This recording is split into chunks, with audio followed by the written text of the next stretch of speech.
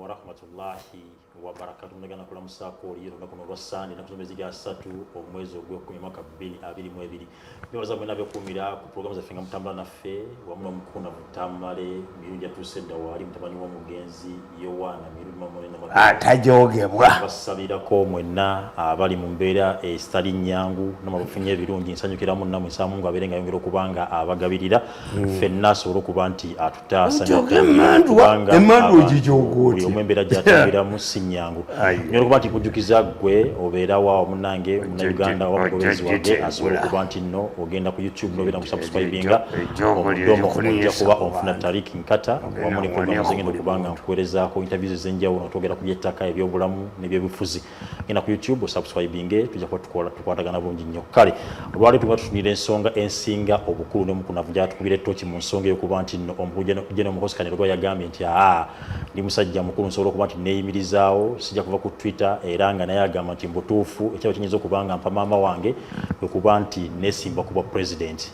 bingi tanisa okuba nti byogerwa ebikankana n'ebirala bingi nnyo nga family yatusona okuba nti yaloma bagamba nti muzeeyi birabi mukakatuleke leka omwana ajja avuka bagamba mukamuzeeyi ajja bagamba leka omwana ajje awo kati wetuli kituufu ngene muzi namako pepa 226 oba nedda muzeeyi yakyalunga Tamale wazatugamba nti akyayina emyaka nga 10 maaso kati bikyuseemu muhoza ajja oba kikyalinga bikyuseemu but is a strategy omanyi mu family mwajjamu omuntu omujozi yalowooza kambabulire amwe realist omuddu atasobola kusikira kojjaawo ate kisoboka in America bakisinja baswaziniga bw'oba tiwazaalibwa ku ttaka lya America tosobola kusika naye waliwo abalowooza nti kubanga alina amuwaga asobola tosobola kusikira musajja alina baana be in Africa is not there tekisoboka kakati ffe twatandika okubala obukulembeze bwa Museveni 5 years ago mabega ono ajoga abantu tumumonitoringa everywhere kabanda wa Kampala tujja musiba tuyina gye wajje buyinza kugula mmotoka era kakati kankubuulire ko gundi Ebola kakati ate abantu bamuyita kaboozi mpaku Ebola kubanga ali mu bakazi katumuyita kaboozi kali Ebola kaboozi yes kabanda ali mu Kampala yayogera Ebola yaguze emmotoka ng'ozijjawo kabanda tomanyi nti ffe tumanye yakuleetera muganda we n'amuteeka waabwe abbe ssente kano akalinga mangada nako kekogera Ebola Diana yayogera Ebola Musenero yayogera Ebola kati kyafudde kati Ebola bakuga mpaku Ebola ekyo mwayogera kati enjogera eriwe ga mpaku Ebola banange mpaku Ebola wa Musenero je mpaku Ebola wa Diana mwenye amini Mama Nadima over me. Are you sure? Yes. Why? I wrote a book, The Good Side of Idi Amin. And when I worked in the State House for 14 years, Nenda Baby Bakola, I don't blame Amin.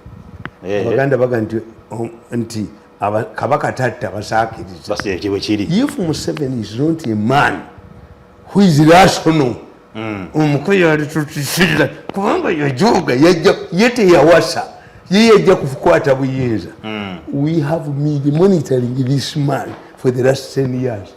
Which man? Yalowooza okutujoga. Okay. We have been monitoring his move for abamukozi tumaze emyaka 10 nga tukola underground. Yes, tewali ko tutayina betukamya ajja kuba mukomera kubanga bano banoonya ssente betukamya will go in prison. This woman of Kampala will go in prison. Yonna gye bajja ssente we shall arrest them kuba twabatega dda kakati nkubulya negamba nti what is happening in Uganda batandika a succession battle with an impossibility. Ate takkiriza nange nankuba nanzijawo yeri alowooza mbu bwanku twali twamubala dda nti gwagenda kukuba naye mukubire eddala ejoogo limuggwemu. So I was taken to State House by forces. Fitwa tumaze kibala timukoza ajja kujja ngo tulabawo ajoga ennyanja ani ku bantu abanyalako netumanya oyo tasobola tali realistic. Okay. Ne anoonya sente alowoleza mu sente alowoleza mu buju. Everything is documented. Let me tell you. Gwe tokkiriza nti ebyuma mbiyina. What did Uncle Sam tell you? Yanga manji yakugambira iki katika nkubuulire. An order was issued. Singa agezaako naye n'atandika okukuba enkuŋŋaana will be arrested. Bagenda kumuyolanga kamunye twamubala dda myaka 10 twamutunuulira ne tumubala ne tumuevaluatinga tumuyinako data yonna jajja sente ja inflatinga gavumenti n'ateekamu abantu bonna 10 years monitoring him for 10 years. Bonna babete kamera mu Kampala kabanda ne bamulesa mu tebakulesa muganda wo muganda we yajja kola shikuba sente za policeman kabanda wishererisi babadde bali kungulu naye nga ffe twakola ki we planned them horses succession 10 years ago. Muri madisi mukimanyi ono noje kwajogira siyo nanajijoka nama mama kankubuulira. Akatabo kano nkalaba the lion and the Masai warrior olowooza nali mpandiika kwani alisaasimanyi kakati kansoke Masai warrior yani mutegeeze nti ffe abaamuhoze twabala dda muli ahead. Ono when you see when a boat capsizes your boat capsizes and you see a speeding object, don't think that it is a speedboat. It is a crocodile. And the crocodiles are not known for rescuing people. Yes, ekyo. If you fall into a river or a lake and you see something that appears like a rock, be sure, is it a rock or a hippo's back? Ono abadde azimbira ku ffe twamupulaningira dde emyaka 10. Ye nga manyi abazimbirako. Twamupulaninga ne tutegeera obujozi bwe. I was sent to State House purpose to monitor him. Are you sure? Tumutedde talina waayita abantu be bonna tujja bakwata. Let me announce to you, I feel proud to announce to you, the success of Museveni, the next president of Uganda is General Muhoozi Kayini Rugaba. Mzee Tamale, you are announcing as who? On behalf of Ugandans oba kugwe? Ngenda kubeera minister wa information. Tugenda kumulabako nga adduka ajja kudduka. Tonse sasa. Ani agenda okumulonda? Bannayuganda bakkiriza. Let me tell you, kambabuulire muhoozi w'abakubidde. Ono omujoozi ono mama who doesn't have a mother-in-law? N'okuba buli muntu nti you can become a president n'osikira ssezaalawo. Is an idiotism. Kakati kankubuulire muhoozi w'abakubidde. Wewa. Museveni yakweka omwana we. Abaganda bakugamba ti hippo ekweka omwana waayo omulenzi ensolo ezaagala abaana baazo a hippo and a lion. Hippo etekinga over its mother, the government. Hippo eteki gundi endala ensolo etekinga over its mother is a lion. Empologoma etta abaana baayo. That's a government.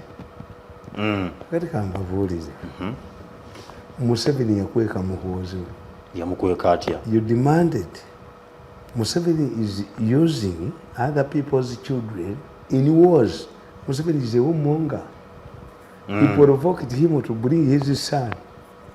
Naye n'owe naye ajje. Yes. Lwaki asindikayo baffe? Tubaddeko ne bapulezidenti abalina abaana mu magye. Tulina Major Moyi. Moyi had to come out and say, if you want to know the contact of the Moyi family, don't use Major Moyi. Use Daniel Moyi. Omwana we yali mutemu. N'akola effujjo lyonna. Kawunda had Brigadier Kawunda. Not a girlfriend we. Kongolo abaana bagada gundi bonna aba Gaddafi abani Museveni shaped his son.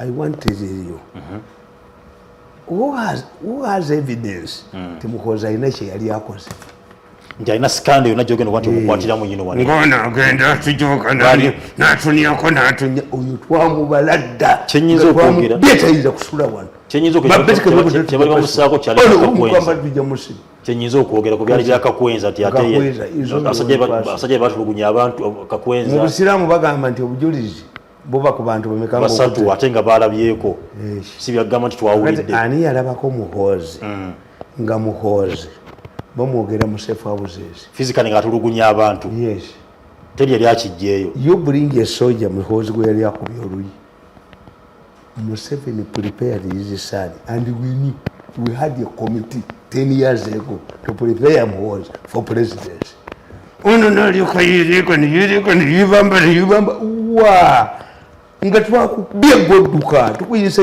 nolyokodduka negalubindizo tayina twamupulaninga dda ali kuipo back is seeing a crocodile agitale situgundi that's one kakati Museveni is good at turning a would be dangerous situation into a calm and good situation. Kagari Muhoozi akola gonde Museveni oyo ajoga nnyo oyo yanjoga nikankubuli omwana wese yanjoga muyita mwana noyojja kujja ewaffe ateegule anjavuwazizza emyaka 24 nankuba nja kumulabako mu lwensinga tugiyita lwensinga era mulaba bamundaga nga agidde mu kagaali k'abalema. If you don't give me money you will come to my home as a cripple ojja kufuna leprosy ejjoga eryo lyonjozi mulenzi gwe nojoka febere yaffe noginiako noginyalako you will pay tuddeyo ku nsonga twamubaladda yetattawenya ndattawenya fe twabaladda teniye nga yina kudduka buddusi n'obujozi bwe mama who doesn't have a mother in law kakati nkubuulira Muhoozi was prepared nti Museveni yakweka omwana we talina sikando yonna talina and Museveni is a man who turned something bad into a good one. Let me tell you a good example. Twafuna kuningatta abantu mu Northern Uganda ne bagamba nti tufuneyo UN overseer edukulesi ekolayo yokka nti representative Museveni yagaana naga tulina kufuna UN overseer yaleeta omusajja yali president wa Mozambique kakati Museveni mugezi omwana ono bwe yakoze tweet muganda waffe kuba tiimu yaffe weeri ono yajoga bujozaaniya ku bantu babanyalako bwadduka ne galibindize mama we've been having a team for 10 years learn it from us monitor learn it from us we have a team we have been having a team to prepare Muhoozi for 10 years ono ajja kudduka nga twayagadde musiba tumusobonda ku lumu twamuteekamu abantu kakati Museveni mwali mwagala ave mu magye nebugenda mu kooti butegule embozi tegule nezigendayo nalyoka namufula fulujeno kakati avuddemu mu magye me I provoked these people nembaga nti Muhoozi asuffered the setback nalyo ono munaffe nalyoka I reward him you reward the snake out of the sea Muhoozi afunye setback I agree tie he can go and do diplomatic work tie nalyoka aleta eno tiimu ey'abazzukulu nti Museveni asigaleko ye si ya president Museveni no negipulaninga nebagendemu nga mbamanyi olunaku lwogenda kubanga ye kati agudde kati Museveni kati tiimu eno ewageramu egudde bagikubi temanyi nti ezanyira kuffe eri ku hip back ensonga lwaki ndaba ti negundi yagiyise nagigamba mukakka nemulekera byemukola todongo era ne bagenda eri tadongo ne bagendayo ne tadongo ayagala ssente nedda tadongo politics is who gets your votes how many votes can you bring to Museveni apart from Acholi. Who knows Tadongo here? Secretary General Munabada Sakweta Kalulu. Vakusimu yange mwana gwe. Tamale. Ono muwala wange. Kali musiru kubanga would be monitoring me. Tamanyi tobera ku program ku Sunday. Kakati nkugamba. Timuhozi sikanda ajiyitamu. Because I told you.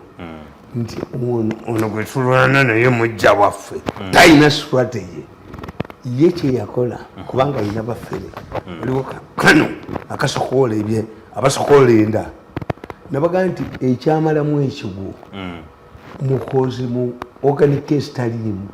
Ali clean. Yali naye oyo yakozesa mulamu we Diana. Banoonya sente babanja $35 million. Oli womulaba nafukula. Kakati Muhozi has turned a would be bad situation into a good one. How? When you tell him, your argument was, yes. And you say, still a serving officer. He cannot become a general before he attains this age. Situation in Embuga is a full general. How do full generals retire? What else do you want? If you're full general, what else do you want? Generals cannot fight wars. Yes. Generals plan wars. Because ono munnaffe y'omukugu ono mujja waffe anyagwa bunyazi sente n'adduka n'ateekawo bakabanda n'adduka betugenda okusiba n'ateekawo babetekamenya n'adduka betugenda okusiba bonna tujja basiba kubanga buli waali wonna we babba sente tumanyiyo nkugambye nti awa structure ebadde mu pulesi emyaka 10 ng'ekola omulimu gwayo nga tumanyi talinga ono munnaffe ono mujja waffe yalowooleza mu ssente mbabulina obujulizi bungi emyaka 10 bamukuŋŋaanyiza binene kakati nkugamba Muhoozi abazannya Muhoozi nabagamba Muhoozi is a highly intelligent man. Kagame is a highly intelligent man. Muhoozi choose a mentor. Muhoozi mugezi, Kagame mugezi. Nabagamba nti if I'm going to deal with the Kagame and President Museveni, whom do I deal with? I rather deal with the Kagame if I want to be president of Uganda. Are you sure? Yes. Why? The people who cannot allow a hostile person to rule Uganda, Abanyarwanda, not Kenyans. Are you saying that Banyarwanda have to decide a lot which begin Uganda? The Jews lobby Abayudaaya mu America be bagifuga. America bakugamba tewali mukulembeze agenda kwogera mu Congress ya America nga bule emyezi 3 wabo balonde Netanyahu yajja. The two Obama and Clinton omukazi badressinga the Jewish lobby ye factor mu America. They control everything. Okay. I want to tell you ti Bobi Wine ekyamufunyisa n'awangula mu Uganda. Kagame had crossed the border.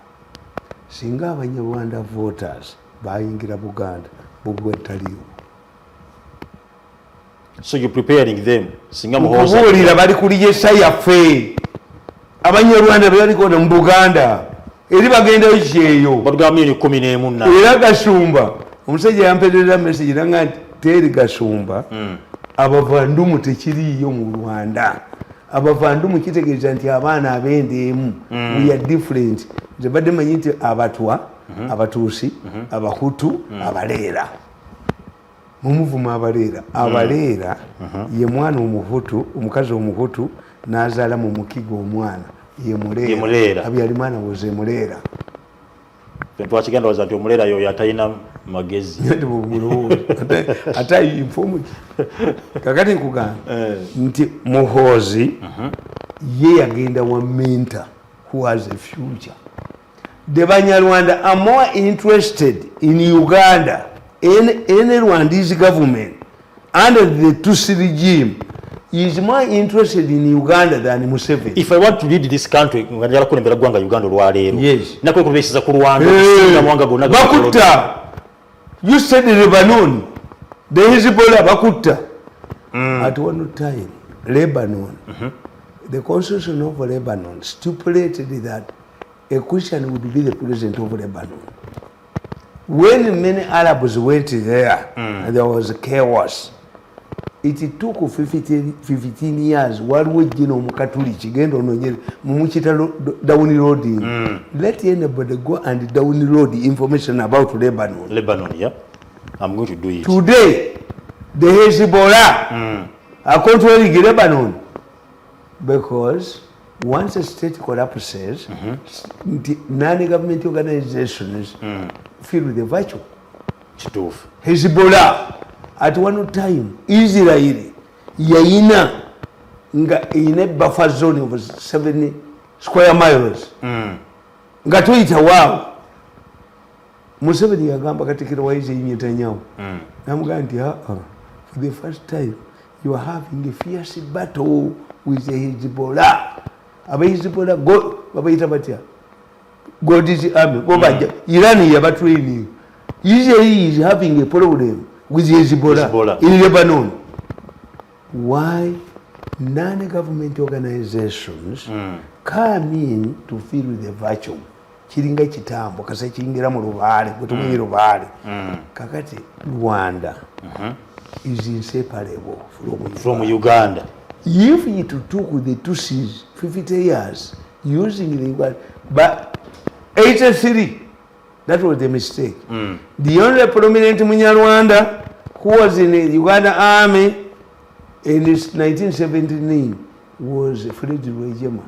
Ate bamuwanga ne bamugoba mu maje Museveni namufuula driver we abayipisi bakola ensobi 1983 bagoba abanyarwanda mu Uganda. Habyarimana yateekawo Kinyarwanda language efficiency test bonna ne babalemesa 300 Banyarwanda remained at Sofia town mwete mutambula Miramahiro Emiramahiro Kajitumba me I know I fought in Rwanda for 6 months. Ngandi mu Rwanda. Nakuga nti Gabiro. Era twatumawo Gabiro. Bwe twamala okuwamba Gabiro. Ne tusala endongo. Ne twebaka ku kitale kya Habyarimana. Nga buli omu aleeta aleeta nali nkyali muvuka muto. That's why a Rwandese girl told me Rwejema is dead. Twamunonye Gabiro nga taliyo. It took RPF commanders operate chupa za bia ez'omwenge bazaasi kubanga Gabiro yali gundi nga akagera national park Habyarimana waabumulira.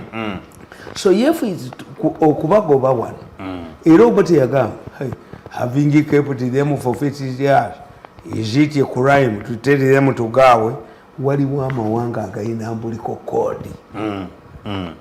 This one operates with this one. The other one. Yes. Okay. Why do you think that Saudi Arabia is using billions of money to ensure that Iran tewamba gundi in the Syria, Yemen? Once you install a group of Yemen gundi is near Saudi. Bajajijako recently nti bano bagundi bano abayekera badde bagala okuwamba Addis Ababa. When Addis Ababa was threatened, the Eritreans sent troops. Yes. They were rivals. Ekimu ku byaleetera Sudan, Southern Sudan ebizibu nti Eritreans were given a free hand in ICT. And the Ethiopians captured the whales. Nyamu informed. Even if it's a Sudan, or Ugundi, Riaki Macha, has a PhD in economics in America. Tayagalanga ko Sudan yefuge. Taiza kukiza kubera wansi wa Salva Kiir atasoma. Chechimubo byo mutwe. Kutabangura Kutabangura Sudan. Why? if Southern Sudan was a success, Dafa yalibadde yekutula. Dafu nega naffe katwegire. Kana kinaina kiremesa. Oyina okutta kino kigaane. Ne bali ne basirike. Andika nkubuulire. Nassali oyo bwe bali bagobye mugundi mu education. Yali PS. Nassali talina musajja. Nassali yafuna scare. I investigated. Mukulu we baazaalibwa abaana aba maama waabwe n'afa. Mukulu we omundowooza n'afa ng'ajjamu olubuto. It scared Nassali. If you allow Southern Sudan to succeed, it will give impetus to Dafu. Mwe bajanjawidi gomanye kirwanyisa mu Dafu. Nga wali oluzi lwaki? Ennyanja nene nnyo. Kati Gaddafi kati yakwata billions of dollars n'ajjayo amazzi. Bajanjawidi balwanira amazzi ago mu nnyanja. So therefore nkubuulira we have an umbilical cord with Rwanda. Kyobula ffe twakibala President ffe n'agenda Mzee Tamale ono yanyaga Bunyezi state ng'ogulani ani gwogenda okugula gwe tukuba olunaku lumu nodduka negalubindizo tukuba tolina structure. Abantu abaje nga bagala okusimba ku bukulembeze nga baga balina kuwulira nsonga ssema vuma Rwanda obeerewo eza Buganda nsonga ssema tebikyakola ebyo kati olina kuba nti olwana Rwanda okufuna obukulembeze wano nti Bobi Wine is not an issue. Bobi Wine took advantage of a conflict between Uganda and Rwanda and the Kagame closed the border. Closing a space. Ekyo kyawa Bobi Wine okuba nti nafuna ekitumu na biki okuba nti afuna obululu obulungi. Nebaga nti 40% of Baganda Abanyarwanda. N'ekigambo Masaka kitegeeza Masaka. 40% mu Baganda 40% Banyarwanda. Mu Buganda wano mu 1958 baabala population ya Buganda Abaganda bali emitwalo 9 naye nga baliwo mu Buganda basangamu 1.5 million people nga Baganda bali original Baganda abawawa nga bali emitwalo 9 kukamu ekitundu ekyo twakibala anonja sente anonya kunyaga bwajoga ensi bwagijoga bwateekawo abantu. That is a score from Mukozi. Anybody who thinks that by inciting Ugandans against Banyarwanda you are scoring, you are needing. At least we have sent troops to Ethiopia. Why? Because they knew that if these people overthrow a government in Ethiopia that granted us independence, never budget to. That's one. Yes. The second point Muhoza has. Before you leave that point, shall we see? Ona tujoga na tunia kumitwe na anonya center anonya kutujo kunyuga aba. Zetamala zikuli the second point. Tulidaba ko eggwanga Uganda ne wananga bimajinga. Kuki? Ne fuke nsemu. At a certain time. Mu Tanzania yabageza kokola bugatanza. No. Nti nkugambi. Tugenda osomera Lebanon, yes.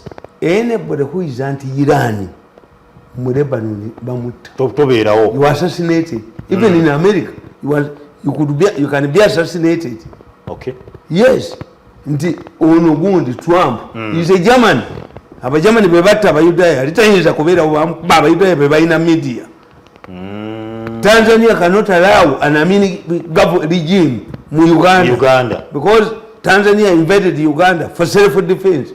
Ono yali straight n'aleeta babeti kamya buli wamu n'ateekawo omu ffe twakubala 10 years ago tayeta tuwangula tasobola kutuwangula.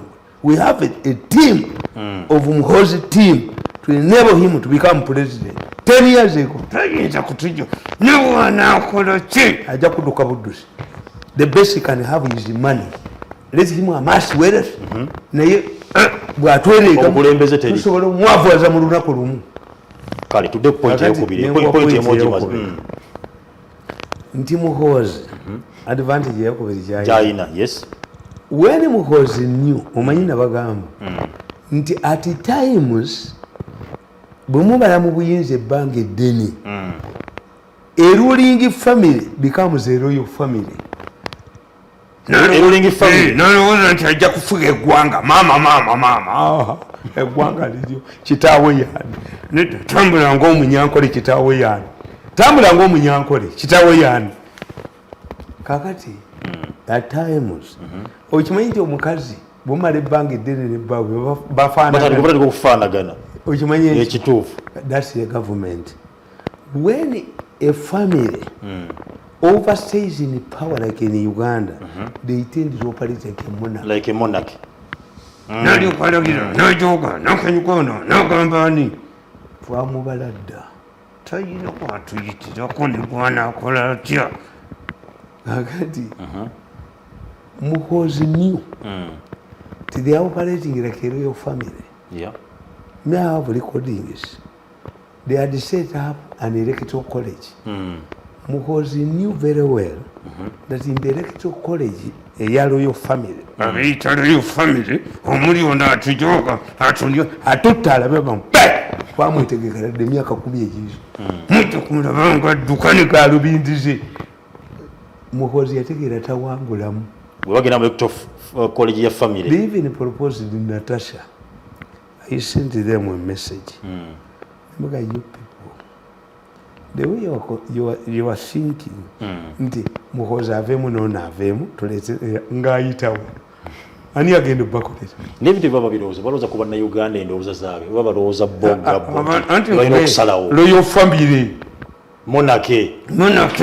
Kubanga ono yagamba nduwa. And the problem he has made. Bw'obanga owala n'omuntu obanga ne follow back opposition. Ejjoogo ly'olina ku Muhoozi. This man can cause us trouble. He went to Kagame. Imagine a man with Kagame. Nobody. This is the first that talk to Kagame.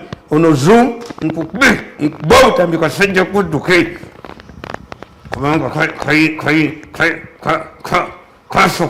kasokoola ate Museveni bw'anaaba takutte kasajja ako ke katabangudde famire akasokoozi akakakulya abasokoozi mu Uganda akasokoola amawugwe g'abantu amawowoolo kasokoola amawowoolo ako bajja kayoola ndako tujja kayoola kakati Muhoozi yasala amagezi n'ategeera nti mwerekezo koleji y'omulubiri siyitamu ye najja mu bantu. There's a birthday, there's a tour, yes. He's marketing himself. And I want to tell you, Uncle Sam, I was watching Uncle Sam. Machines zange ziri intact. Ojo kubichajoga yajoga atete biko. Si nasabe waffe. Nti bwe njogerako n'omulenzi oyo atubonyabonyeza. Atubonyabonyeza emyaka 24. Ku nsi mu Kabuli ne mu ggulu siryogerako naye.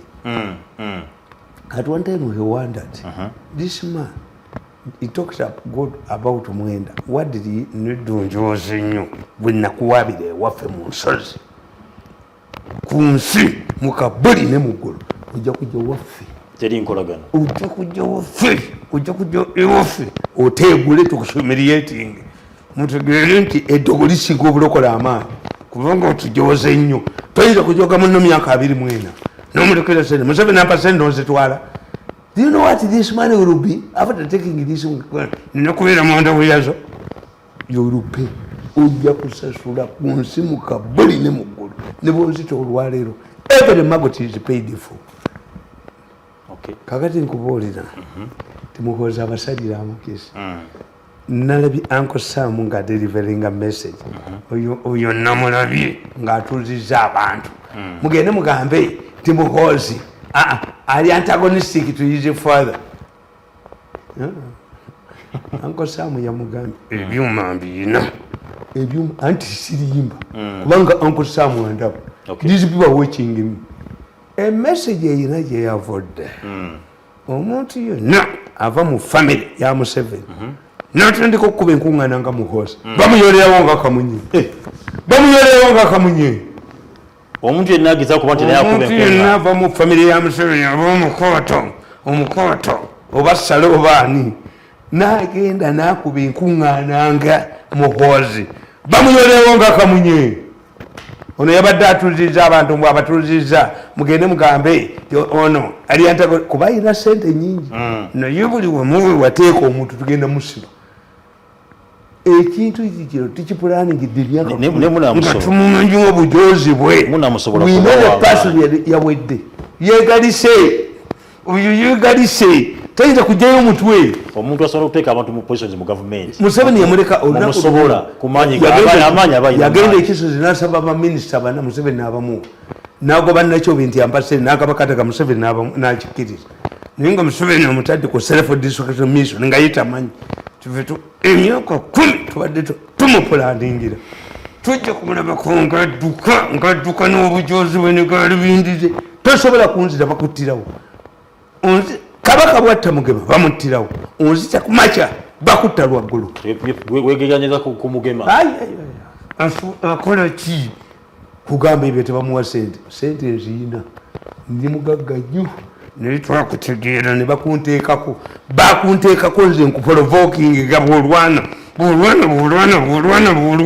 naye nga tomumanyi tulina ddiiru y'amaanyi nnyo olabyeko omwana nga atudde twamutegeera nebagamba gwe muprovoking into battle buli kaseera omuprovoking into battle bwazimba bweyewaga bwalwana wajjako pologulamu zange bwakola tuyiririzako zonna mu lunaku lumu we can restore those programs in one day nitwayagala tukujje tuluwe the snakes out of their water tukulabe baani bakozesa ne mu UCC twamubaladde emyaka 10 talina waatuyita kakati ekyo kitegedde tuddeyo ku ensonga wa Kampala 2 Muhoozi is the only member of the first family akirizibwa okuba enkungaana who can come out openly n'ayogera eri nonaveyazine vayozine nawe jjayo omutwe jjayo omutwe nawe olangirire olabe emisinde gye bakutwala okuddaala tayinza kujjayo ensi yamutamwa nnyo ensi yamukyawa abantu bamukya maama najoga buli wamu najoga buli muntu because he is the only member of the first family who can come up and campaign abantu ne bajja because does not have money unayona ina sente mpitirivu ajjayo omutwe oba oli musajja nawe kubayola aleemu onaba amayinja bakakutwala emisinde olabe bwetukuba obutambi bwodduke kale muzeyitamu ezo nsonga bbiri katugende tumulemu katugenda kwa tudda tovaawo tukyali ku nsonga muzeyi zabadde atuwa nkugambye nti Muhoozi obusika bwa Museveni bwe buba mukazi asula na Muhoozi ate atandise okuwandula amalusu yamukoze olubuto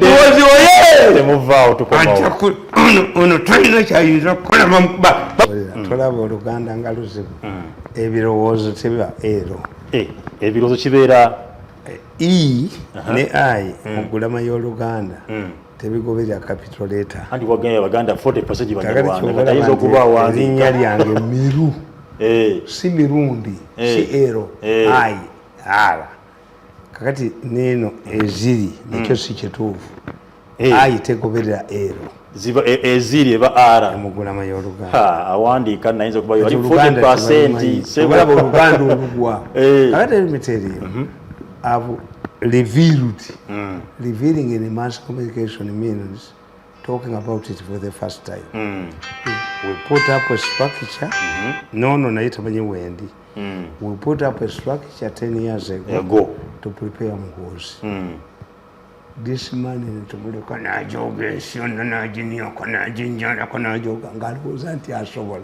fe twali tumumanyi nti atafunye wuzu tasobola kuyingira muziki twali omukozi ayinza kusikira sezaala we mu Afirika ayina abaana fe twali tumumanyi nti oyo mumuveeko akunganye tujja kuyola abantu omulundi gumu two is unpopular yeri alowooza ni Muhoozi ajja musibira mu magye kuliko ali popular oyo ajjayo omutwe oyo ajoga buli muntu tuyite abakozi ba State House anti kati twakoze abajogeddwa lobby group bajozi n'ogenda ng'ajoga yes tugenda kulunkinga ekibiina kyaffe ekyabajogeddwa abakolanga mu State House abajogeddwa ani yabajoga This is a serious matter. Kakati ekisembayo muganda ngoyo kye yakola. He underestimated me. He didn't know that I'm a strategist. Tiyakitegeera ye yalowooza mbu asobola okunjooga nekola ki. The strategy he used on me is the strategy he has been using on Muhoozi. Ajja kusigala maje tugenda muwabire tugenda onajja kwavuwala ajja gwoyina mmeka nze mutani wa Mirundi njavuwale nze ayina essabo washiriki nze nkola ku bantu ewaffe lwakusatula oke ewaffe nimba yino obukadde 10 kunaita kuneregako gwe mulenzi kuyinza kuneregako yerega ku muntu gwatasobolako ate nga sikyoniwa ate tewali ejja wange bayondo omutwe mukuba paka lwe mukubye ne muteeka ku ttaka nti Muhoozi ono yeeraganye waggulu n'atandika okukola n'ekitabo n'atandika okweraba nti wakitalo nnyo maama n'atandika okukola ki kaakati ne beeyisa bubi. Muhoozi is a humble man. Tewali yakola mu State House akuga nti Muhoozi alina kye yamukola. Nobody who worked in the State House who aina grudge ne General Muhoozi mama but mama said avumye mama but mama oyo we did ali kutaka traina waita tasobola kujjayo mutwe ate bapulaninga ekintu kyabwe nga yeyekka yakirimu they have no follow back position tebayina muntu mulala yenna baleeta omuntu omu nga yakimanyi jatuyuba tuniyo kubanyalo tuyitako bwaniyo bwagala puroguramu zaffe bwaniyo bwanyalo tebayina follow back position. These people have no follow back position. Kakati ekyo kikutegeeza ki nti they did not think that I am a man. You're lethal. This man who sleeps in Zana, where was by the time my father was sleeping in an iron thatched house. This is a privilege where nange ndi wasomuwala wa president aliddako ekyo tikinjoza kunteeka mu underwear tuyinza kunteeka mu underwear. I have the brain not where I stay, but how can this man, do you know what this man Mirundi Erichi Mirundi is a nuclear bomb kati onteekebwa. If he wants access to this man he should go to New Vision nze ene mu New Vision nene mu nene mu president's office kati let me tell you when it comes to choosing a surgery and a normal delivery, I choose a surgery. Why? Abakazi abasinga obungi kati babalongoosa bulongoosa baddayo mu kigo mangu. If I face a challenge of choosing between Museveni and Muhoozi, I choose Muhoozi. Olidde nne ebigambo omuzeeyi Tamale wagamba wano singa General Muhoozi avayo n'akonfrontinga kitaawe ojja kumukuba anti nga violent osigala ku President Museveni anti kubuulire violent naawe kati okyusa ebigambo but he is not violent no talwanyisa kitaawe so you're supporting him okujja 226. Why? Muhoozi umulwanyisa if he stages a coup because what you people don't do ono atujoga kyatamanyi no ono atujoga kyatamanyi. Do you know what brought chaos in Chad? Wali omuko afaanana ng'ono ajoga abantu de muko abako beegatta bagobe Muhoozi we Chad nakiyiwawo natande taatawo badduka omuko yadduka emisinde ng'ono atuniya ku mitala tunyala agijjeko enkya agijjeko tumufolovokinga buli kamu konna akuname twagala akuname abantu bategeere nti si mukazi musajja twagala tujoge nnyo kubanga we ya building up twagala ensi emutegeere nti mujozi nnyo mujozi ayina abantu bakabanda mu Kampala oyo muganda wa Kabanda niye muleeta I was supporting Kabanda kasaba aleeta muganda womu oyo kati Kabanda yaguze emmotoka we shall arrest you. Where did you get where you are police wagundi tukumanyi bitikami yali muntu wange nnyo ow'omukago n'amuwa omulimu n'adduka kubanga yalowooza mbu anzijjako ssente ndi ku dipo ndi ku dipo twamubaladda n'obujozi bwe twamubala dda oli ku dipo ndi ku dipo teri mwana nga atasoma abakazi bonna bali bulungi bonna bavuga bonna bali makaga kakati era ontunuulira ekyo ngenda kudiringa nakyo kakati okitegedde when it comes singa ejje n'omuhoozi avaayo okutuuziga bitwini I choose muhoozi oli ku sayidi egamba nti President Museveni bila mukaga awummule muhoozi aveeyo anti twabadde bano bakireeta nti nanyirinsi bw'ategeera muhoozi amukubye naga nti Museveni akomewo kubanga yakubiddwa nedda okubiddwa zijjeeyo empapula mulenzi kwejjayo empapula tukulageko otegeere nti ensi yakutamu kakati nze when it comes to Museveni and muhoozi I choose muhoozi nti omukazi asalawo n'omukyanozi oba wuzi kati nsalawo wuzi I can only defend Museveni if is challenged by Kizza Besigye Mugisa muntu and others sibalinamu future but muhoozi ejja kumpa obwa minisita olagala yiso ate minisita oba yiso naye Museveni eriyo yalowooza amuko ne mukyala we balowooza nti ndi kasasiro tolina makulu asikyalina makulu mpeddemu nankanyuga kujirikidi the son of Yohana Mirundi to be an advisor nswera amazzi 1.7 nti gwe oyite baadvisor nekusaasira ne bukyamaani nga nange mwendere namasazi ndi kuli mutulemu ennaku mu mmeeza ekyo kiribeerawo ku nsi mu kabbuli ne mu ggulu I rejected it but I didn't want to embarrass the president. Okay. When you go to president office ujja kusanga nsayini renew nga gisayinize but it will be expanded from my records. Call me an advisor. I can't be an advisor. Me I cannot be an advisor. But because I did not want to, I respect the president. Ng'omukazi bwakkiriza n'atayogera mwana nti waagundi anti lunga bba waafudde nange bwendi but I cannot be an advisor in Museveni's government. I'm above this. Ye Museveni yambalira awo kuva liye era yakimpa agenda. Do you know how to write? Museveni humiliated him. Nosigala ng'okyamukubira ng'okyamutembeeta anti navumye mukazi we nzinga nzinobuzinyi nga mmanye eggume lyewaffe sijja gendayo. I have never attended that office. I never attended it. Tayinza kumpita mu bugundu. The solution Museveni was not properly briefed.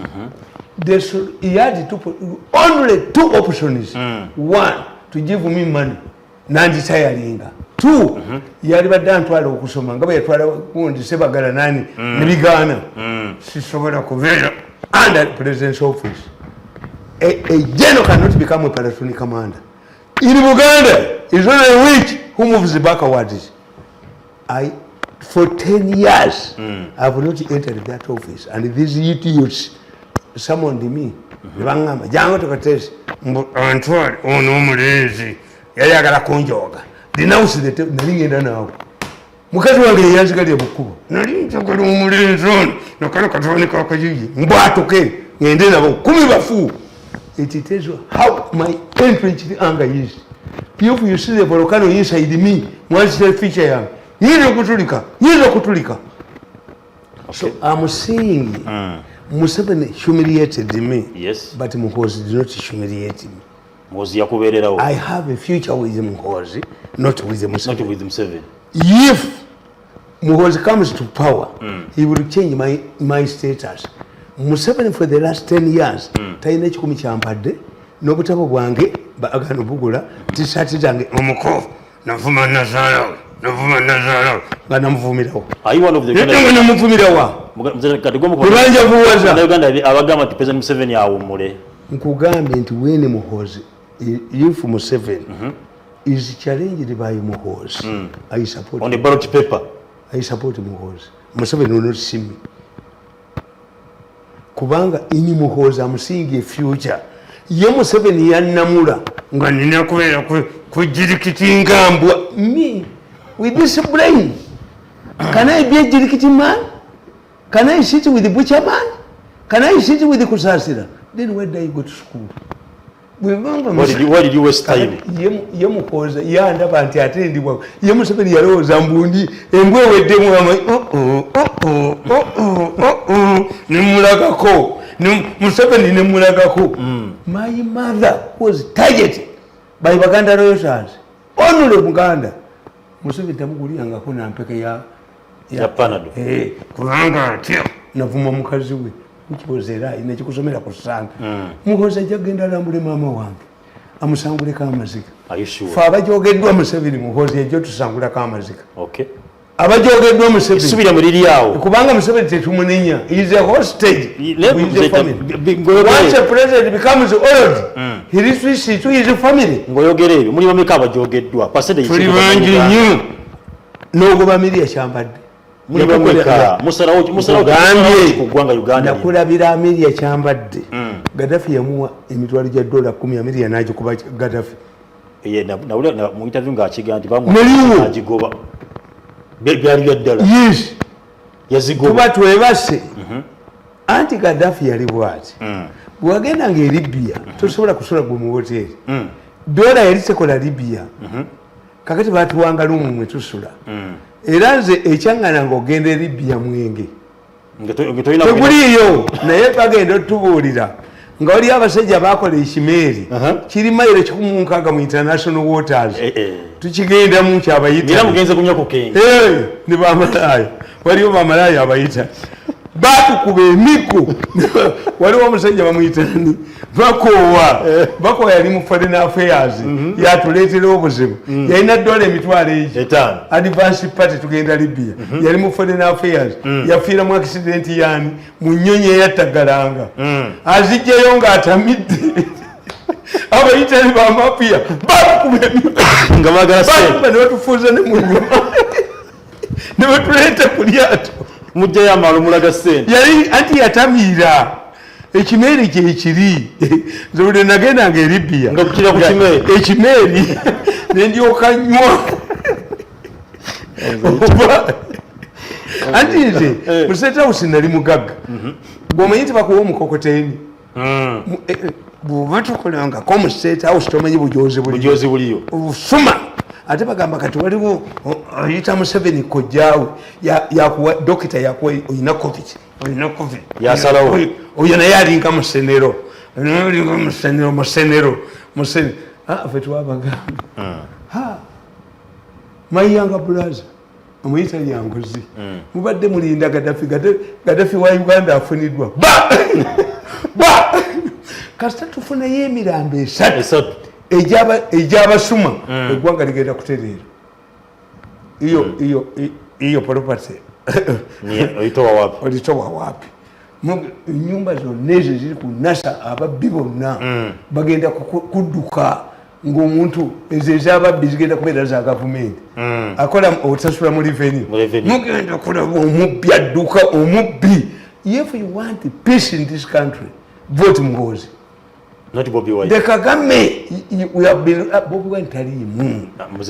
Have you ever seen Bobby Wine talking about the organic case? Jagaran Kuburi. Yes, and Bobby Wine, Bobby Wine, Ninabaya, Bobaziba Kadodi.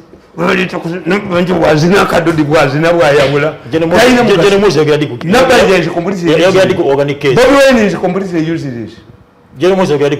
Nabagambye ekintu kimu ti Bobby Wine namukubira simu nemugamba nti Bobby Wine Uganda ti nga mukyala wo mulaba n'omuntu gwali naye wano ow'amaanyi mu gavumenti Bobby Wine nangani owange ti mukazi wange ti okakasa nemugamba mukubira simu ali luddawo. Tamale ebintu bino tobifumba bufumbi. Buuza Bobby Wine kubanze ebyuma byange biri kodinga biri Bobby Wine provoke me.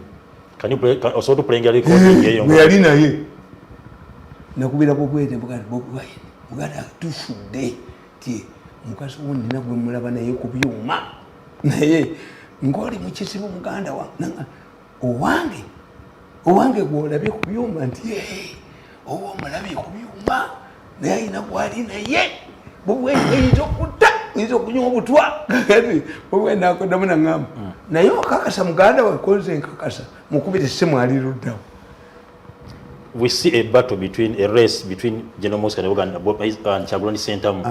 Ogamba Burundi asobola ku outplaying. Let me tell you. Muhoza ina mukisa kuli bwe kuti. Has a name? Which name? Yes. Which name? Has a name, which name?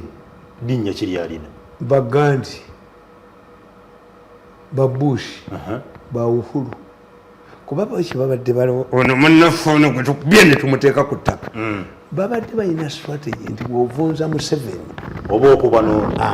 Kati what Muhoza has done is to labor against his father.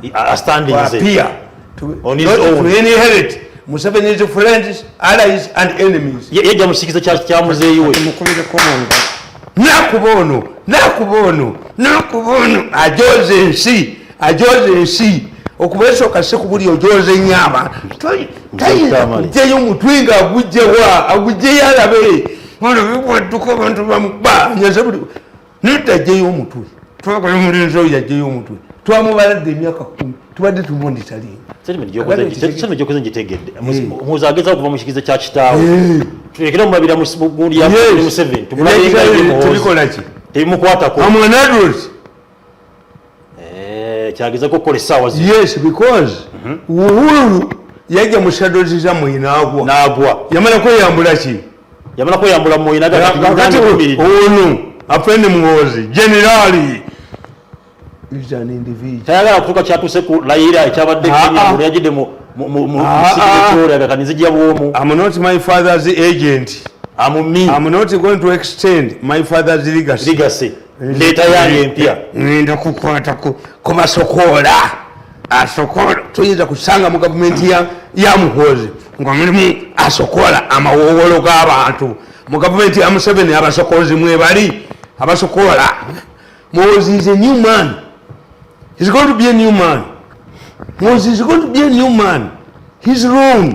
Tumbulire bya Museveni ebyokukiriza abasoma ne babba n'ogenda okula emmotoka mu Kampala ambulance abalwadde baliwo kamanda abalwadde baliwo tujja kuyoola otereka mawulu tujja kuyoola ngire kubeera w'amaanyi nnyo nange sibba ne Muhoozi tabba sente tubawe sente ezibamala naye mugenda kulaba ku mubbi adduka wano bw'oba okoye obusuma Muhoozi ngokwegwa mu kubandi mu mbeera mugenda kulaba adduka olabe Betikami agenda kwebuuza lwaki yanzirukako kuba yamuteekayo abadde ateekayo bonna tubamanyi mugambe we have taken 10 years monitoring this man installing agency in all government departments tubadde tubamustudyinga dda tugenda kubanyola badduka mugenda kudikiralinga property zammwe. I'm going to be a very powerful man. In government. Zini musajja ali clean. Ankubye nankuba. Naye obusaati bw'enkuba obulaba. Bwakivubuka. Twambala kirenzi. Sente weziri. Twambala kirenzi. Bwana tuyinza kunkuba ggwe. Ewaffe waliyo sente nga temunnafuna. Osabulira jjini na sinika.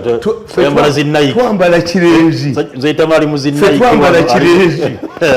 Na yangoba emyaka 10 egiyise twambala kiri bulabe laba omusajja gwe bagoba mu gavumenti laba nyambala kirenzi zino zigula mmeka nyambala kirenzi yali olowooza mbu asobola okunjoga nkomewo banjoge bankosega ekidoli kati genda munaadi zibaniemu kakati genda mupresident aniemu ayagala okunianiemu kati genda mu new vision ayagala okunianiemu waffe tuli bagagga naturally family yaffe tuvaamu bagagga beereeri ffe tetujogebwa my biggest asset I'm arrogant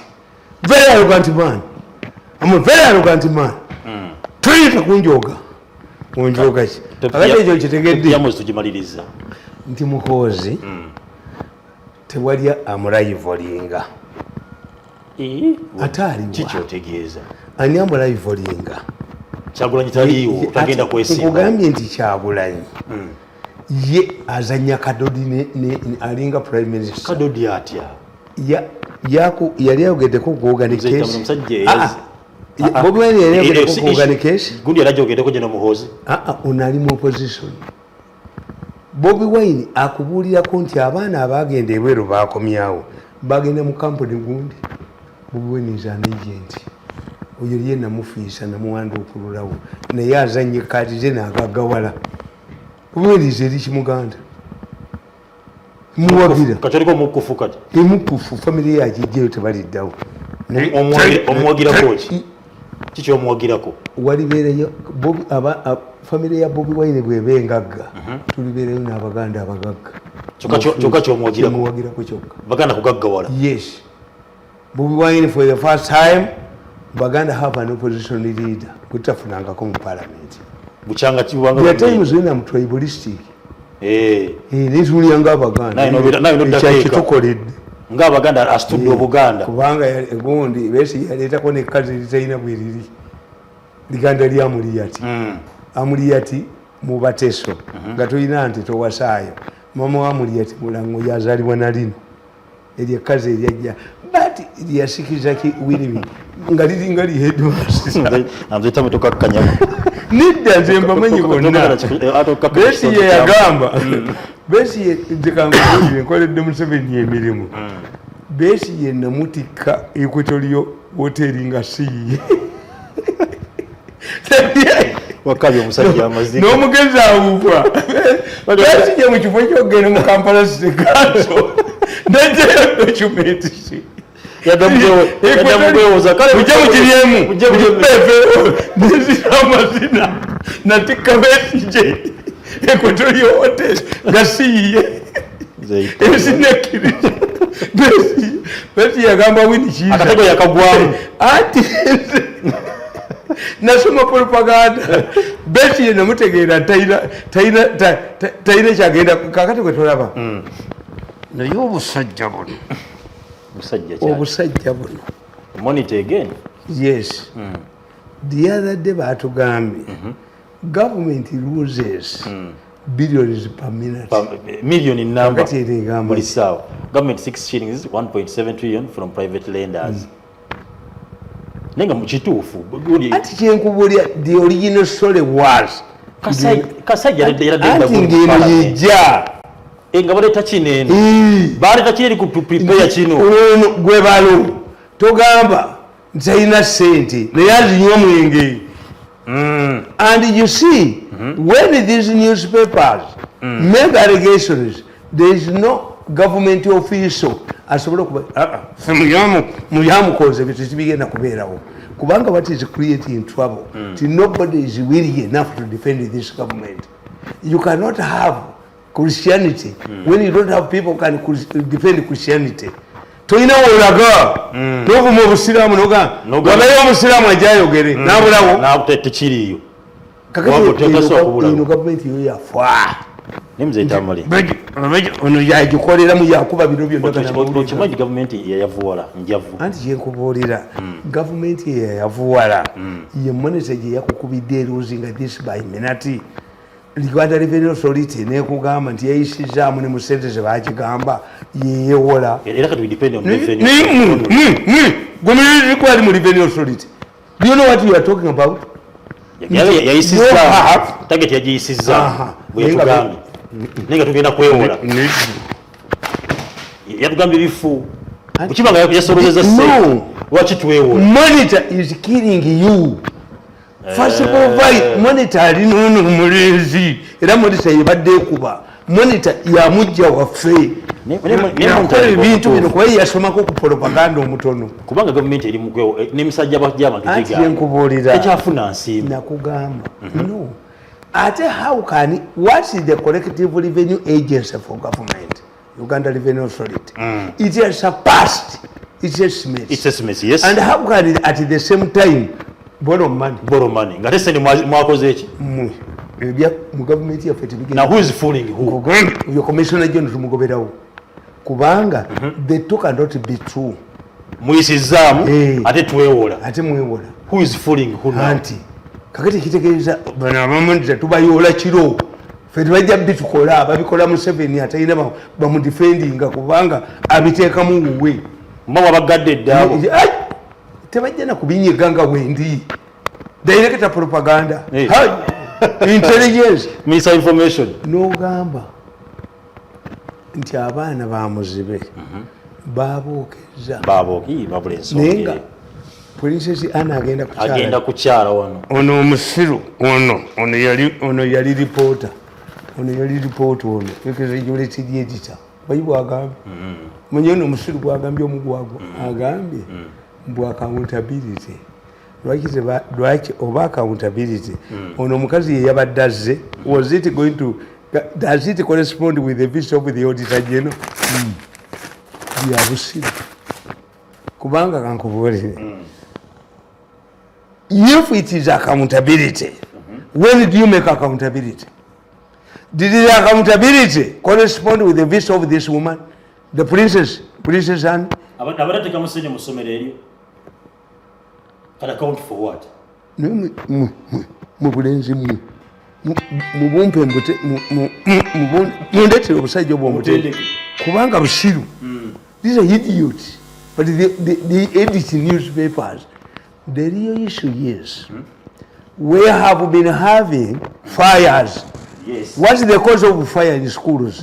Nabagamba nti omusajja a criminal. If a criminal is not dealt with, he continues.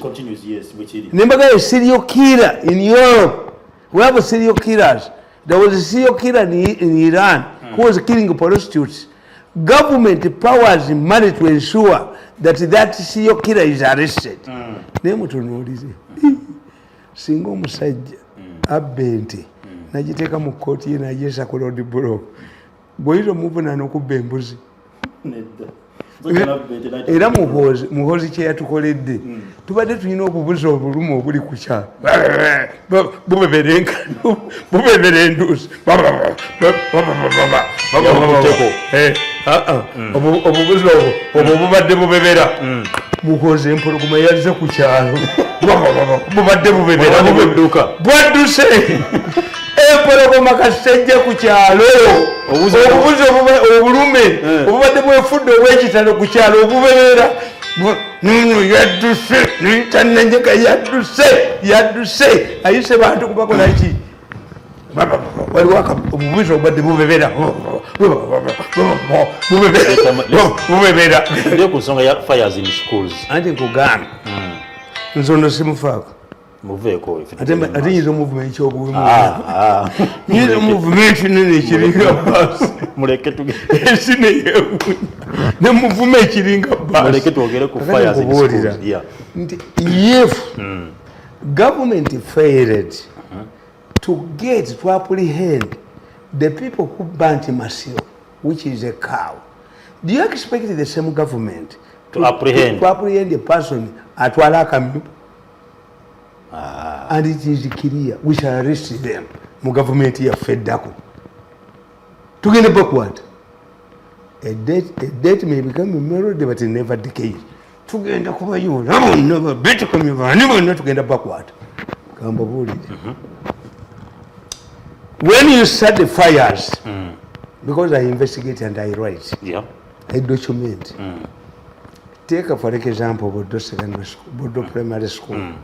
Naina y'abaana basatu omwana mwange ono junior bamuleeta misana nti omupiira bamukubye omupiira gwaseno n'akolaki yalwadde yekka yali awagira Arsenal.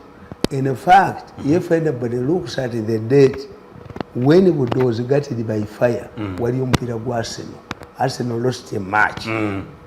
Bodo's tradition practice is the school van brings your student and you pay for fuel.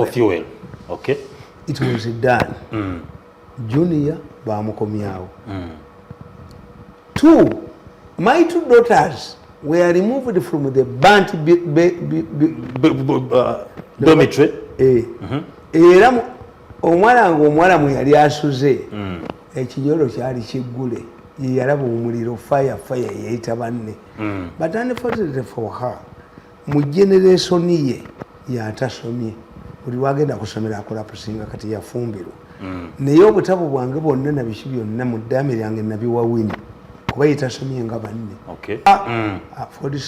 forisitekers ab'emitima emigumu nava mu mmotoka yange nze bwe mba nva ewange mala bibuuza mala kukubamu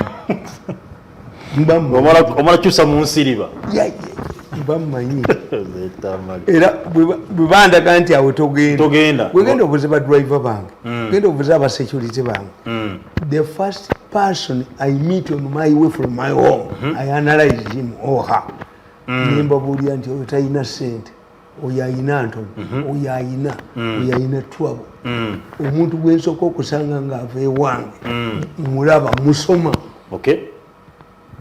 dekalamajo ngaabo balaba bwe balaba omuntu gwe batamanyi batta embuzi oba endiga ebyenda bibabuulira kyonayiza neneme ashikiri kalamajongo omuganda bw'aba alima enkumbi eno gy'alimisa emulaga nti waliwo agenda okufa ettaka anti ettaka tirikwatako kakati nze omwerisiki tteeka nsanga jjamu ekiro nenjivaamu emotoka yange abasigadde balwana naye olisanga yakkubo biba byalamudde dda omuzukulu tava ku mugongo gwa jjajjawe nagwa mpazi nga oyo si jjajja njivaamu nebusawo munanenyondo yange nenjumotoka anti mba maze okubalamu kakati nsanga omusajja oyo ntambuza ebigere nzija bwe mutuukako ne muganda naye fesi eno waliyo gyerabyeko I know you mbuga bunduki kini tiyawalaza mpaka mugagenda besas yali agiina waloko defense asibye wonna essomero lyate omuli olusomero nasanga mesro ntaliyo nasanga abaana bakekitanye ekiyero basibiramu abantu abo babiri bajja bataano ababiri basibiramu bannaabwe omu owookusatu yadduka n'agenda ekalungu ng'amaze okulaba damage ekoleddwa ku ssomero abayo kyesomero lyebuddu nga tebali apprehended naye kyebaoyomanyi nolito basi byemayiga nemutiro eryesomero munjokerero Ssaabasajja Kabaka mweyasomero itu Ssaabasajja Kabaka mweyasomero yali essomero nga lirina order nga lirina finga wakyogera gomba owanga afiiriddemu ne bayoola abaana bonna mukyaki enamiryoyote zinda azaala luzinda olituuka mukyaki nalinjirina baba singa wayogera ebyobusulwe zamwerisiki byebuzinda esasi mutu luzinda nakanga abantu eventual nambuuza bayava mukono naga nti Mirundi mumukwate ye yategedde atya kuba okubibagula gundi nayogera kaka tuyinvestigation essomero lyebuddo naye fayiro tuyiweereza DPP first of all saidi talina bwabuuliza musango manya gundi owaiso isaidi bwekiri yetambulira ku nfudu which means era omulamuzi yaluulinga nti abayisa essomero lyebuddo bamwe fe tukimanyi mu gavumenti yamukozi tubamanyi tulime kuba na ssuubi nti tulikwata balikwatibwako abo amasiro president makes a statement amasiro bwe gakwata omuliro fire brigade yatuuka mu budde ne baleka Katumba wamala alina pisto naye nga bajjaka Seggona Kasa yatuuka n'agaana okujjako amasiro n'agamba abantu gasirikibwayo. The Kabaka had wanted to remove those gundi amasiro amakadde. Shero yali ebawofalinze bazimbe ng'ekyenna mugongo ekitakwata fire. Eyali Katikkiro manyi Katikkiro wa Buganda yabeera ne power of attorney Semwogere n'akolagana ne baganda ba Kabaka. Shero yali ebawadde ezimbe perimeter wall etekone petrol station yayo. They came up bakotawo nabaki Shero negamba tulina problem basesala bwiwo mu Nigeria tukitadde. Bali badde Kabaka million 600 nga mulwana chairman wa Buganda Land Board. Mulwana nazizayo but the Kabaka paid into the money, which means it was munnaffe kutabaala Buganda yonna mumada mukintu kyonna tubuwoza who benefits why mu intelligence kyetubuuze nabagamba mundeti abantu 10 buli district mbabasomesezi who benefits mu kyabaddewo bwe tuba tubuuza mu intelligence who benefits what's the purpose munnafuna gwe mutegedde yatambula eggwanga lyonna nga afundraisinga ku masiro gye bujjalibyolebwa ayina kyamanyi yakola kikyamu agayidde gazibwewo tekati yakola kikyamu kugambye amasiro gate gajja kukwata muliro ate nze Museveni yagendayo ku masiro ebyewaffe byali byaŋŋambye dda ntolinnyayo tewalinnyayo amiri ekyambadde aŋŋamba Mirundi asembe ttiimu tukava muzeeyi ati masiro babakuba amayinja.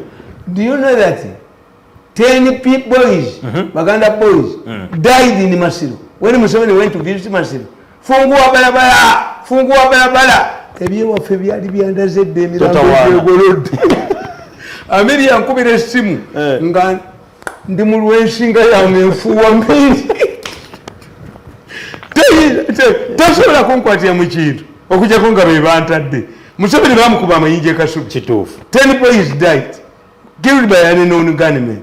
Naye ekyo ddi munnaffe yali yatandika kutambuza ttafaali nazina ettafaali nayimba ettafaali bwayimba ettafaali up today Masekabaka bakubirwa takolangako kantu nakamu eyayoola sente akamalako omusoga immediately yeyagocha amasiro mbu Museveni yagocha. The same idiot, I call you idiot, I call you deliberately the idiot, so we must communicate. Abagamba nti Museveni yagocha bamutaswala nga bakulemberwa Katikkiro oli gwe engineer bagende wa Museveni Entebbe ne bamusaba billions 3. How can you solicit money from a person you suspect to have killed your daughter to organize that? Nibajjayo n'omumuni gwa miliyoni 3. Ono nazina ettafaali nalyokazi nettafaali mutaswala nazina ettafaali mutaswala nazina up to today amasiro si makole. Amuzaita meno ojja kuswala nga tuweze ekifaananyi ky'amasiro nga bwe gafaanana essaawa nkugambye byonna bikoleddwayo naye sente yayoola kamala oyo naye tujja mukwata. This is public money ajja kutunda ebi nakulumu kati azinira mu mwanyi alambula misiri gy'abantu. Oyina omusiri gwe mulenzi gwe oyina omusiri gwe mulenzi gwe oyina omusiri busiro tebbanga bantu buli ali mu mwanya alina omusiri ate ani olumirirwa otya. So I want to tell you, let me tell you, eri essomero balyokeza lwataka noyukyabana bamuzibe bagala kola ttaka. Yes. Why? Tuyina kyetuyita antiquity. Antiquity means tisinga oyo omumbejja yazze n'ateekawo ssente oba ne bakibula mu Queen Elizabeth obaani kyali badde antiquity. Antiquity kitegeeza it will never change. Yes. Tihamu azimbye ekisaawe nekivubo second war memorial tayinza kikyusaamu kirala ate kisoboka era baali bagamba abakizimbe no tegasoma embwa zino gano agataasoma agali mu gavumenti. An antiquity, let me tell you, in the 80s ensaba ya Queen eyo girabo ng'omuntu bw'aba bamunoonya mu gavumenti nga poliisi emunoonya n'atuula ku ssaawa ya Queen tebasobola mukwata ery'ettaka lya High Commission ya Bunge.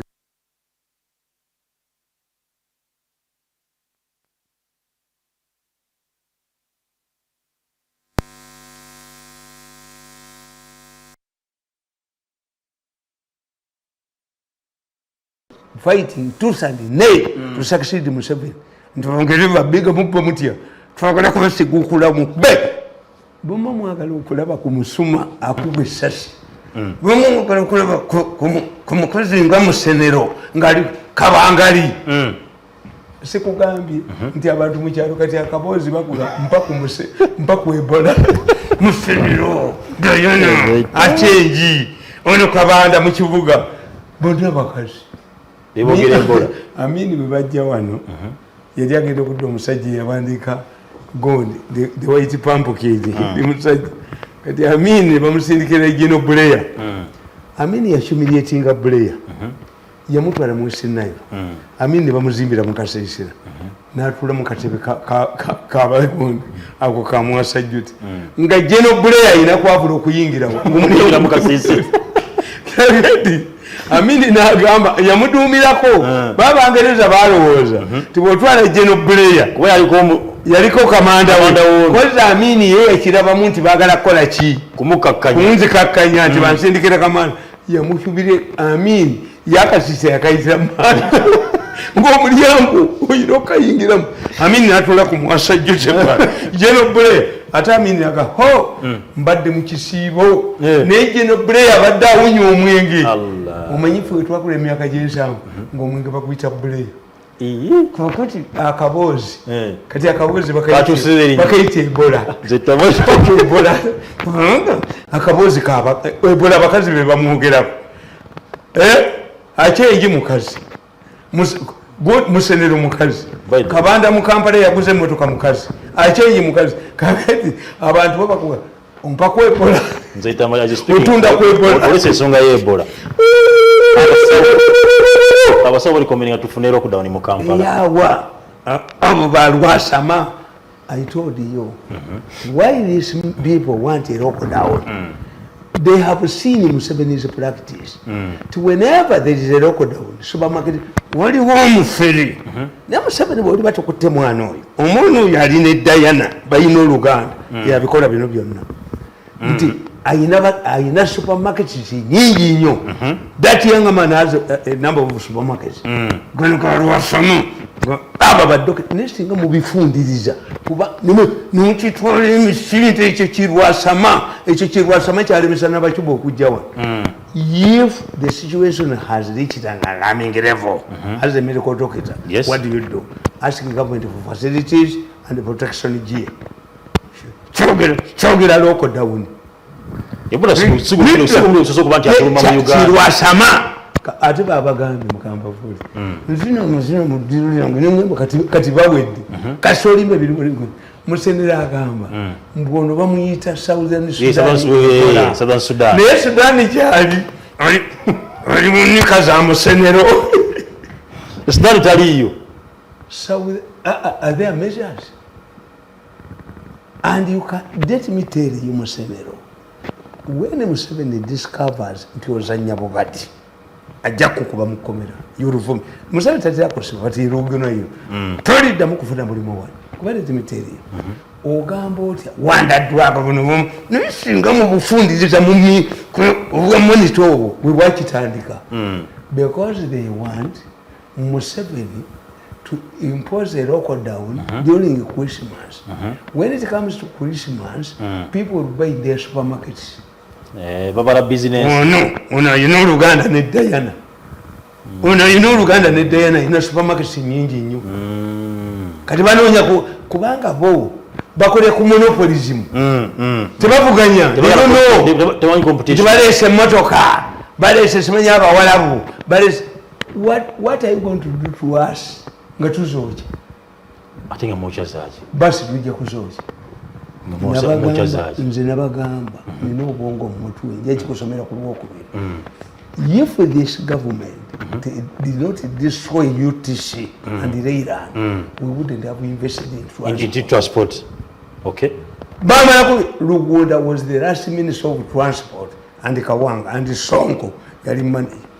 After destroying Iran and Alibi, Batua emipira enkumi nnya nebazibamu nebazookya otafire eri minisita wa internal affairs sigwe kusoose nagenda nejayo basi abajasi bamwagala otafire very popular man kakati kankubuulire bwe bamala okutta UTC waliwo ne basi eyayina ekigisika nga yabachina.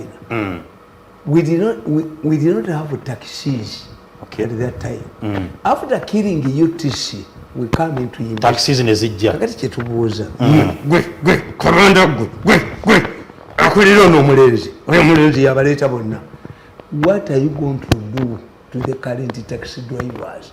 Singa basi basingidde ekibuga. Kubanga ezo drones zetuyina kati za milioni 8. Ezo za bei. Nti ye Museveni alowooza tujja kufuluma bufulumi tugende n'amabanja bajja kuzoocha mugenda kumukola bajja kuzoocha. I provided a solution. I said we are going to be 10 years ago. I suggested yeraka kusomera ku lwoko. Yes.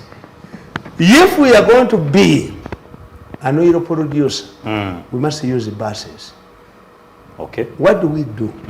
Let us impose a ban on the importation of kamunye. Of kamunyes, okay. Tubagambe, I was invited in Nairobi to discuss with the parliament.